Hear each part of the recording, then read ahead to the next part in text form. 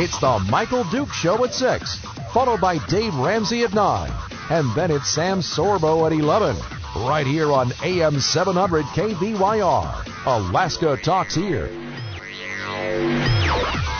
Good morning. Common Sense Radio is back. The Michael Dukes Show. 274-5297, 274-KBYR if you want to talk with us here in the first segment of the show this hour. We got lots of good stuff coming up here in the remainder of the show. In about 10 minutes or so, Dr. Tracey Wilen will be joining us with some 21st century tech, although I think we're going to do a little lighter side stuff today, since it is... It's time for Tech Talk on the Michael Dukes Show with lifestyle and technology expert Dr. Tracey Wilen. And good morning to you. Dr. Tracey Wilen, one smart lady. She's, of course, appeared on CNN and Fox News and writes in the Wall Street Journal and just does so many good things. And she's, of course, a corporate speaker on tour and talks about, a lot of times, 21st century careers.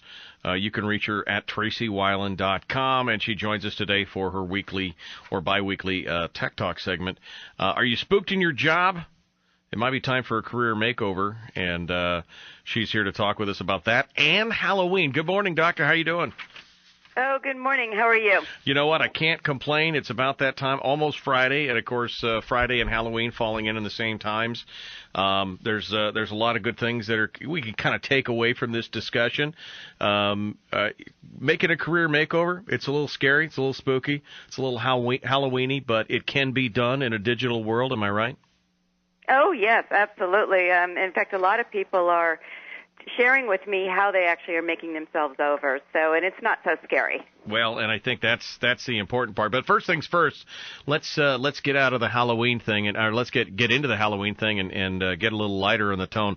What do you think is going to be the most popular thing happening in your neck of the woods in Silicon Valley for Halloween? Who is it going to be? Homer Simpson, or do we have something a little more posh for Halloween? Well, Michael, Silicon Valley does everything different, you know, and Halloween is just another example of how they do things different. I went to a Halloween party actually last Saturday, and it was a superhero villain theme. And how did you find the house? Well, they had a bat light up in the neighborhood. They had a Gotham City with neon, and inside of the house they did as a bat cave. Wow. So everyone was expected, and it was mandatory that you had to come as your favorite superhero or villain. And so it was lots of Batmans running around, lots of Robins, lots of Jokers. But it was, I just said, this is Silicon Valley.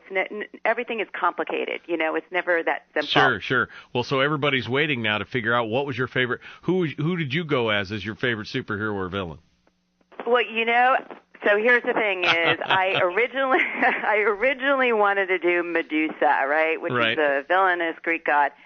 And I had just flown in, and I just didn't have time to do all the snakes and the hair and the green makeup and everything. So I ran out, wore black, and did cat ears, and I just did the one of cast of thousands of cat women running around. I was just a little too tired. You know what? Is she the hero or the anti-hero? I can never figure that out. But that's good to know. Now, if you're just like that, where you come in at the last minute, or you're like me, you're just maybe too lazy to go get a costume, but you're also kind of geeky like me. I like some of that kind of stuff. What are some last minute ideas that maybe you've seen out there that people could, either on a budget or just lack of time, could come up with for costume ideas? Oh, sure. And, just to your original question, anyone who's planning a costume in Silicon Valley, most of them want to be a character in Game of Thrones. That just seems to be the thing. But it takes time, it takes energy and planning. You know nothing, Jon Snow. You know nothing. So here are some last-minute geek costumes. I think the easiest one is Facebook. Okay. Write the word book across your face. And say you are done. You're absolutely done. This is my new profile pic. Yeah, and I would do B-O on one side and OK on the other side so people understand it's a Facebook. That's funny. black marker. I think Steve Jobs will probably see lots of them. You know, he's an idol and a hero in Silicon Valley, and that's just your basic black turtleneck shirt, jeans, glasses, and sneakers. You know, that's his pretty simple. uniform. Yeah. Emoji, you know, the emotions for your texting. Right. A lot of people are talking about that, which is just really wearing almost like a khakis and a uniform and just telling people that you're an emoji and you know, pick an emotion. Well, how much of this is creativity and how much is just straight laziness? I guess that's my question. Well, you know, it's interesting. They have sections in the Halloween stores out by me that have geek aisles, right? And because they know so many people really just migrate to those kinds of characters. I mean, like the Big Bang, right? So that's pretty easy. You right. could just wear and look like anyone in the Big Bang. Legos are big. So right. if you have a little time and you could take a box and put it on your head, you know, you could just be any color of a Lego, yellow or red. Or, Sure. Uber driver. Uber's very big out in Silicon Valley. And right. so that's just just basically carrying your GPS and a phone with you, you know. It's not too complicated. The name tag that says, "Hi, my name is Uber." Yeah. That's right. I'm your Uber driver. Or an Era 404. Now, I don't know if you use websites a lot, but if you go out and search for a website and it's not there, you get an Era 404. Right. So basically, you just put on a white T-shirt and write Era 404. I couldn't find a costume. Yeah, costume not found, right? Costume not found. So. Then there's apps. You know, then there's all the apps. So I like the Snapchat Ghost. So I think that one's pretty easy. Just throw a white sheet over your head and put in, you know, 2 eyes.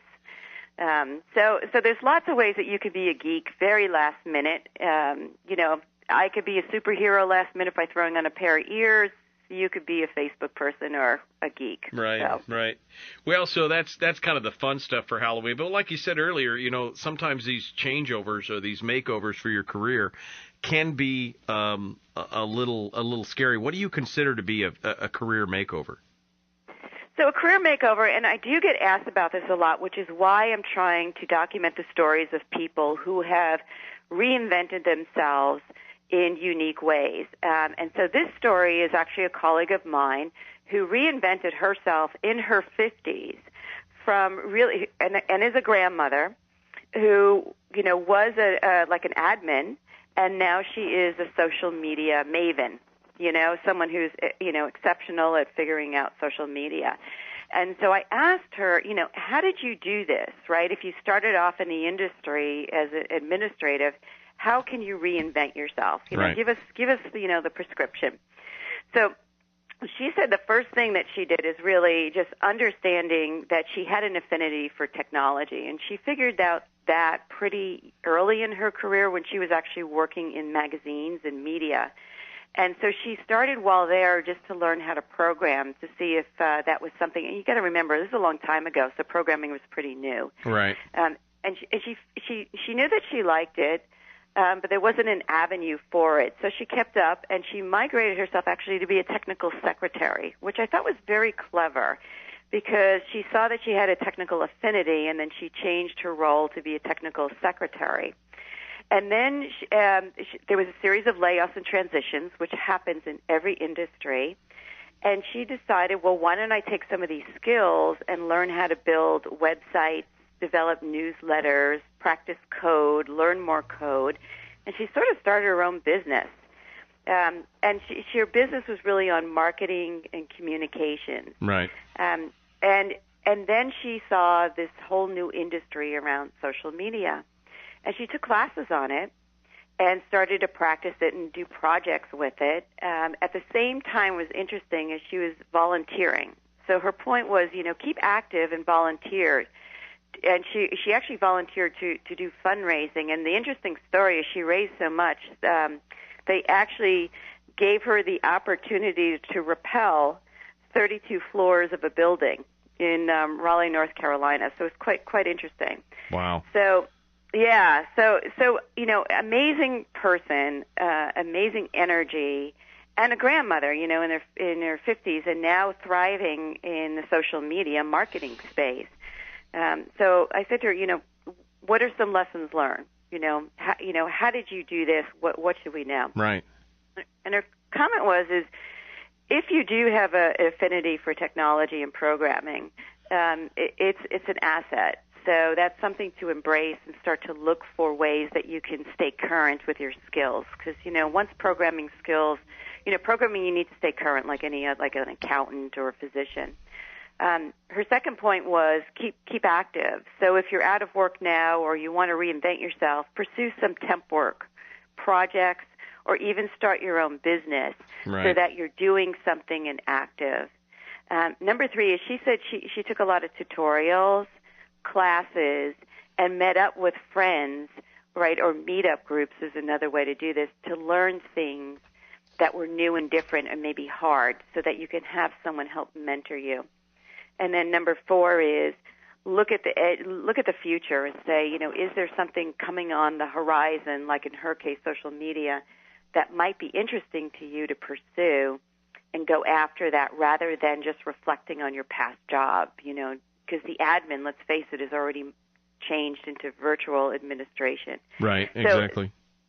So I think that is very interesting of how she made herself over. Well, I think some of the best things are the stories that we get from other people, because we always learn better. If somebody else has done, it's one of those things where, hey, if somebody else can do it, then by golly, I think I can probably do it. And if you can hear the story and know what they did and what they had to overcome or what they had to change or the things that they had to do, it makes it that much easier because you've seen somebody just blaze that path and you can just follow along.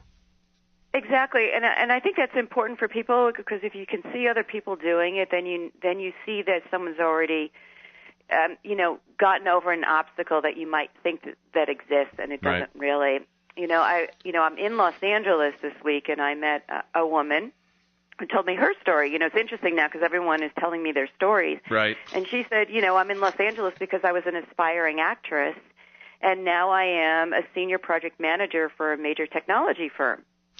And I said, well, that's interesting. How do you go from actress to senior project management? And she said, well, one is you don't get any jobs, right? Exactly. Very competitive. And then you start looking around to say, what am I good at? What do I like to do? What do I do well? And what can I do well enough to get paid for? And she said she was always organizing things. She was very methodical. She was very organized. And someone said to her, did you ever consider project management? And so she looked into it. And she went and got certified while still trying to get acting jobs as a project manager, and then started to pursue open positions. And she went in, she said, first time, part-time as a temp, and then eventually grew that into a full-time position. And then she found that she was quite good at it and also had that unique technical affinity or bent, and migrated towards technology firms. And lo and behold, today, she said she's a senior project manager at a major high-tech firm. Yeah. It's amazing, amazing. Dr. Tracey Wilen is our guest, 21st Century Tech and how to make it work for you. Next show, next week for Veterans Day, we're going to talk about military makeovers. Yes, I hosted a panel last year with military both people in the military and people who left the military to talk about how they got jobs and their skills and what's important. And I thought that was really interesting. And since Veterans Day is coming up, I thought it would be something useful to share. All right. Well, thank you very much, Dr. Tracey Wilen. You can find her at TraceyWilen.com, and you can go out to our Facebook page, and we've got everything linked up there. Good to talk to you, Doc. Thanks very much, and have a good time tomorrow for Halloween. Thank you. You too. Thanks.